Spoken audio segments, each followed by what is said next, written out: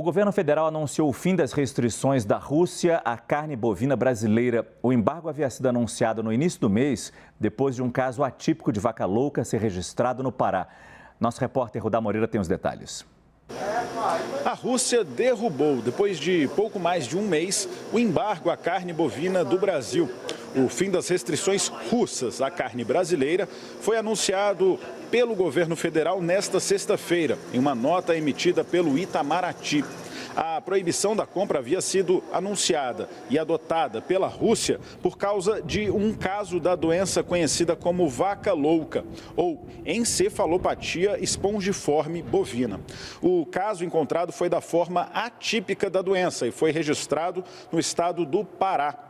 A Rússia impôs restrições no dia 1º de março à importação da carne bovina de animais com mais de 30 meses de idade e provenientes daquela região do estado do Pará. Segundo o Ministério de Relações Exteriores, a forma atípica da doença ocorre naturalmente, de forma espontânea no rebanho bovino e, portanto, não representa nenhum risco à saúde pública e nem justifica restrições à importação, conforme, inclusive, as diretrizes da Organização Mundial de Saúde Animal. O Itamaraty disse ainda na nota que trabalha para evitar fechamentos indevidos de mercados para a carne brasileira. A gente lembra que em 2022 as exportações de carne bovina do Brasil para a Rússia somaram quase 24 mil toneladas do produto, o equivalente a cerca de 165 milhões de dólares.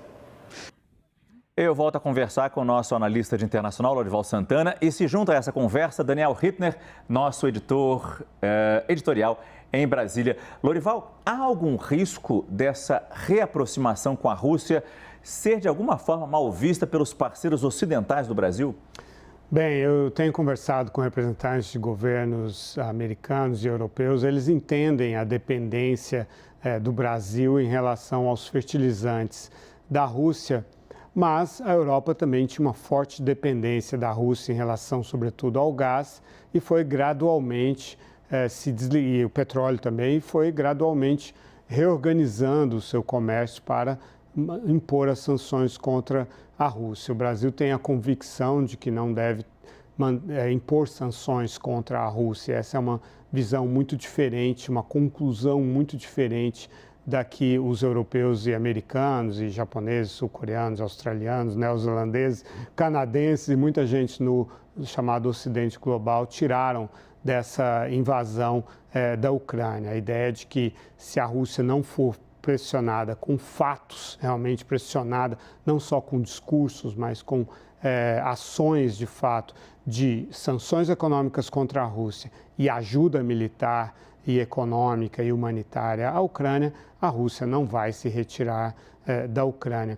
Essa venda da carne, quer dizer, o Brasil aumentou, na verdade, as exportações para a Rússia, de maneira geral, 23%, chegou a 1 bilhão e 900 milhões de dólares, mas a carne representa só 8% desse valor.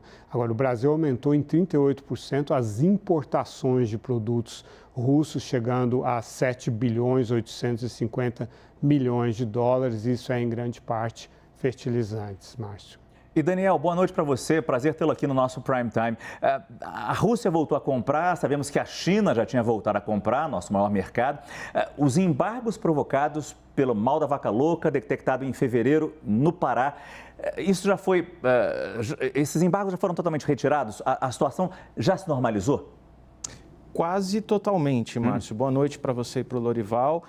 No momento, logo após a detecção desse caso atípico de mal da vaca louca no Pará, e foi isolado, 10 países, ou pouquinho mais de 10 países, chegaram a levantar em algum momento embargos à carne bovina brasileira. Um embargo muito mais de precaução até que saísse o resultado definitivo do laboratório no Canadá, finalmente atestando que era um caso atípico, como o Rudá Moreira apresentou na reportagem, um caso que não significa uma contaminação disseminada por o rebanho, e sim algo mais isolado, muito mais provocado pelo próprio organismo do animal.